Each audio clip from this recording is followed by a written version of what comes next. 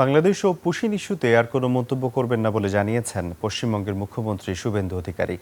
বরং জানান এ বিষয়ে দায়িত্ব কেন্দ্রীয় সরকারের।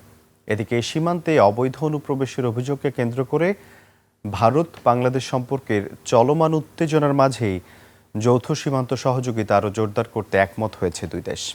বিস্তারিত আফসানা নেলের রিপোর্টে।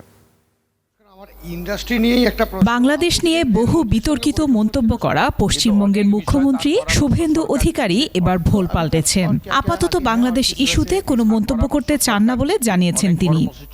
রাজ্যসভার সাংসদ হিসেবে উপস্থিত নিউ টাউনে এক সংবাদ সম্মেলনে পুশিন ইস্যুতে প্রশ্নের মুখে পড়তে হয় তাকে। এ সময় শুভেন্দু বলেন, এ বিষয়ে কথা বলার জন্য ভারতের পররাষ্ট্র মন্ত্রণালয় রয়েছে। বলেন, বাংলাদেশ সীমান্ত শুধু পশ্চিমবঙ্গের সঙ্গে নয়, ভারতের 5টি রাজ্যের সঙ্গে রয়েছে। এ ব্যাপারে দায়িত্বপূর্ণ কর্তৃপক্ষ ভারতের পররাষ্ট্র মন্ত্রণালয়। যদি প্রয়োজন হয় তারা মন্তব্য করবে বলে জানান তিনি।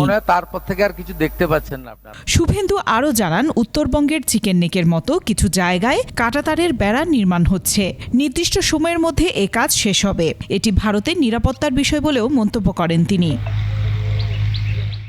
এর আগে কোনো প্রকার যৌথ সম্মেলন ছাড়াই শেষ হয় বিজিবি বিএসএফ এর মহাপরিচালক পর্যায়ের 57তম সীমান্ত সম্মেলন। বৈঠকের বিস্তারিত নিয়ে একটি প্রেস বিজ্ঞপ্তিতে বলা হয়, দুই দেশের সীমান্তরক্ষী বাহিনী যৌথ টহল ও তথ্য আদান প্রদান জোরদারে সম্মত হয়েছে।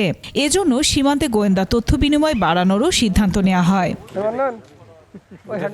এছাড়া সম্মেলনে সীমান্তে হত্যা ও সহিংসতা প্রতিরোধ, পুশিন, চোরাচালান, সীমান্ত বেড়া ও সহযোগিতা জোরদার সহ বেশ কিছু বিষয়ে একমত হয়েছে বিজিবি বিএসএফ। আফসানা নীলা, ডেস্ক রিপোর্ট, 21 টেলিভিশন।